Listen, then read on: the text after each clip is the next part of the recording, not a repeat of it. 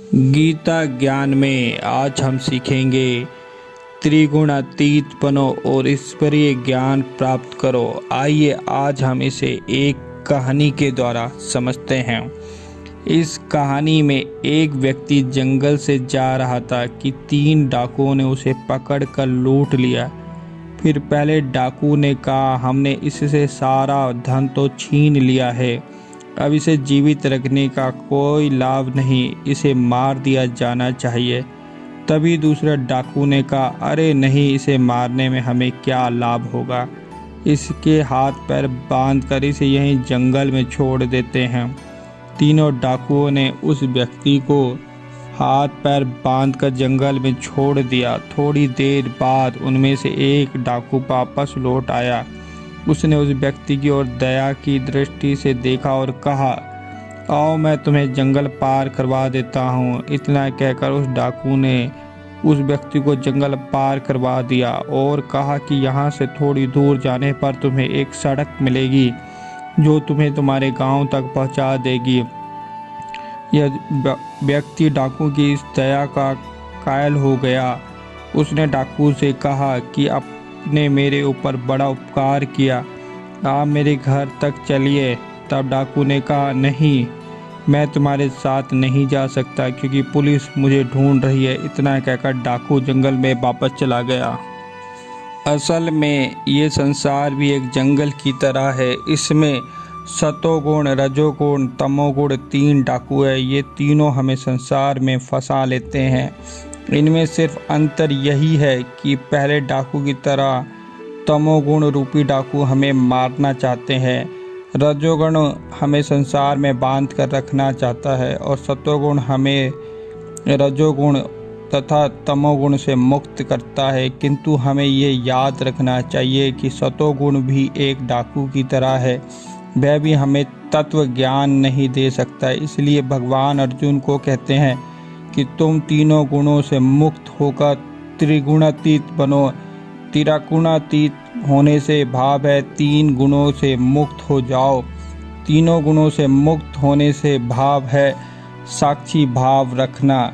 साधारण शब्दों में साक्षी का अर्थ है गवाह। उदाहरण, 2 लोगों का झगड़ा हुआ और दोनों ने एक दूसरे का सिर फोड़ दिया।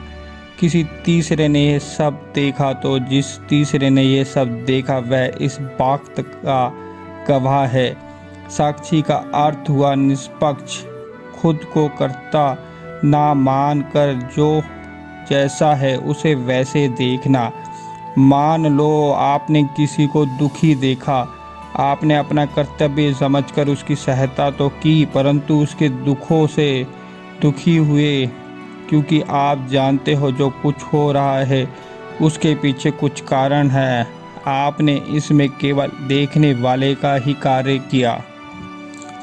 उसी प्रकार कोई आपसे छोटी उम्र का व्यक्ति आपको गाली दे देता है, आपने अपना कर्तव्य निभाने के लिए उसे डांट तो दिया, परंतु ये बात को भी अच्छे से समझा कि उस व्यक्ति के गाली देने से के पीछे उसके गुण है।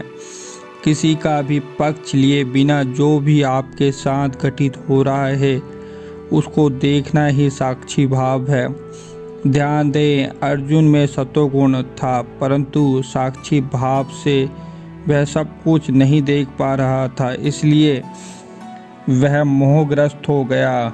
भगवान आगे कहते हैं, सुख दुख, लाभ हानि, राग द्वेष आदि समस्त द्वंद्वों से मुक्त होकर तुम सत्व से स्थित हो जाओ, अर्थात साक्षी हो जाओ। साक्षी भाव को जीवन में उतारने के लिए इस विधि को अपनाएं। आपके मन में एक दिन में अनेक विचार आते हैं। आपके गुणों के अनुसार आपके शरीर पर इन विचारों का प्रभाव भी पड़ता है। उदाहरण, आपके मन में एक विचार आया, यह विचार कोई पुराने बुरे अनुभव से जुड़ा है। इस विचार से आपके मन में क्रोध उत्पन्न हुआ। आपको क्रोध आएगा तो आपके दिल की धड़कन बढ़ जाएगी। ऐसे ही ना जाने कितने विचार दिन में हम सभी के मन में आते हैं। आप एकदम शांत होकर बैठ जाएं और इन विचारों को साक्षी भाव से देखें।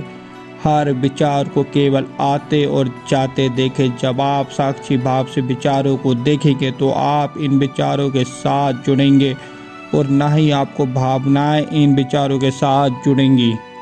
आपने केवल साक्षी होकर इन विचारों को आते और जाते देखना है, क्योंकि आप इन विचारों के साथ जुड़े नहीं हैं। इसलिए कोई भी विचार आपके लिए ना तो अच्छा होगा और ना ही बुरा। आप देखेंगे विचार जल्द ही आप पर प्रभाव डालना बंद कर देंगे। ऐसे ही आप हर आसपास की घटना को साक्षी होकर देखिए, बिना इससे